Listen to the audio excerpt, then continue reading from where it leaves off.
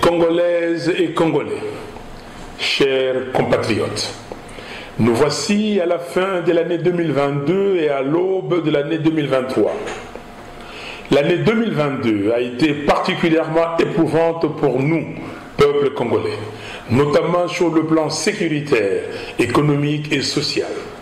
En effet, notre pays continue d'être victime d'agressions multiples, coordonnées et préméditées, en particulier dans sa partie est, de la part des États voisins, le Rwanda et l'Ouganda.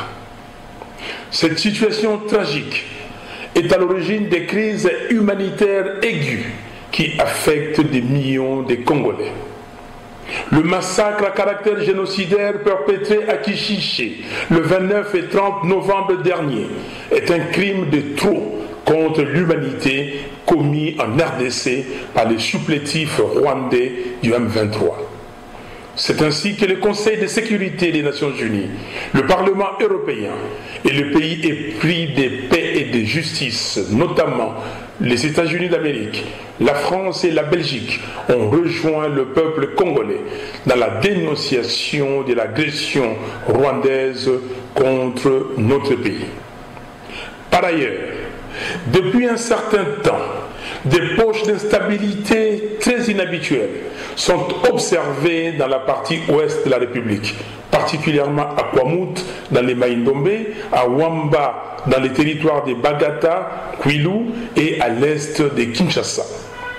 Curieusement, ceux qui dirigent le pays par défi sont incapables de dire exactement au peuple le pourquoi de ces violences et surtout d'y mettre fin dans le plus bref délai. Je félicite nos vaillants soldats qui défendent l'intégrité territoriale de notre pays dans les conditions les plus difficiles et je salue la mémoire de tous ceux qui sont tombés sur le champ d'honneur.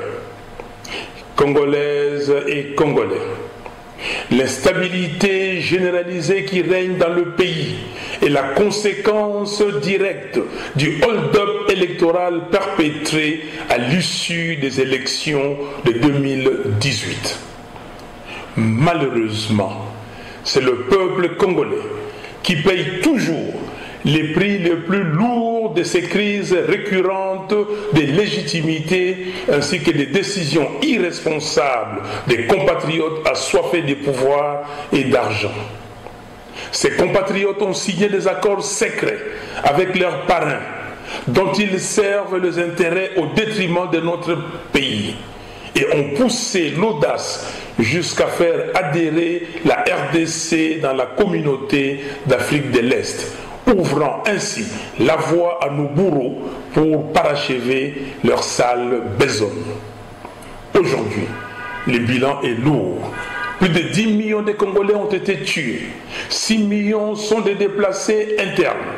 Des milliers de femmes ont été violées et des milliers d'enfants sont orphelins. Un état de siège inutile servant des intérêts obscurs a été imposé dans les provinces du Nord Kivu et de l'Ituri. Des pans entiers des territoires du Nord Kivu, du Sud Kivu et de l'Ituri sont occupés par les Rwandais et les Ougandais qui exploitent illégalement les richesses de notre pays. Congolaises et Congolais, grâce à la mobilisation générale de tous, le Conseil de sécurité des Nations Unies a enjoint M. Kagame de demander à ces éléments du M23 de quitter Bunagana. Mais nous ne pouvons pas accepter que la force de la communauté d'Afrique de l'Est, composée essentiellement d'éléments issus des armées des pays agresseurs, vienne les remplacer. La souveraineté et l'intégrité territoriale de notre pays étant non négociables, nous ne pouvons pas laisser installer une zone tampon, un no man's land à l'intérieur de notre pays.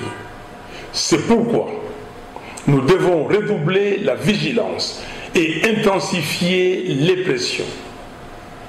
Et dans ce cadre, j'ai le devoir de féliciter nos célèbres artistes musiciens, notamment Gims, Bob Elvis, Kofi Olomide, Fally Ipupa et Delcat Idenko, d'avoir associé leur voix à celle de nombreux autres Congolais afin que le monde entier attende les cris des Congolais et comprenne la souffrance de notre peuple causée par les hégémonistes des pays voisins. Encore que la prise de Bunagana expose par ailleurs un plan de sauvetage d'un régime essoufflé et désespéré par un parrain bienveillant qui devait à tout prix venir à la rescousse de son poulain. Heureusement, le peuple congolais a bien compris la supercherie. Ça ne marchera pas. Chers compatriotes, la situation économique du pays continue de s'aggraver et les dividendes issus des recettes minières, des prêts et dons reçus par la République ne sont pas reflétés dans le vécu quotidien de notre population qui va de mal en pis. L'institutionnalisation de la corruption et d'une justice à géométrie variable et instrumentalisée au bénéfice des usurpateurs demeurent les obstacles majeurs pour les investisseurs nationaux et internationaux ainsi que pour l'avènement des centres de développement dans le pays. Congolaises et Congolais, chers compatriotes, il est évident que pour nous soustraire de toute forme d'esclavage, nous devons nous battre pour avoir des institutions et des dirigeants souverainement et légitimement choisis par nous, peuple congolais. C'est pour cela qu'il nous faut un processus électoral transparent, crédible et apaisé. Malheureusement, alors que nous entrons en 2023, année électorale par excellence, force est de constater qu'il n'y a toujours pas de consensus entre les principales parties prenantes sur les règles du jeu devant nous conduire à l'organisation des élections libres, impartiales et transparentes. Tout manifestement porte à croire que le régime en place a résolument choisi de faire le forcing.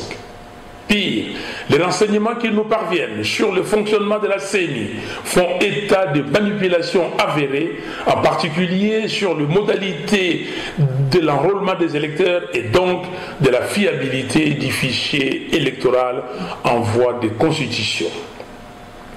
Tout le monde est témoin du désordre généralisé, de l'impréparation et du chaos organisé qui entoure les opérations d'enrôlement lancées depuis le samedi 24 décembre dernier.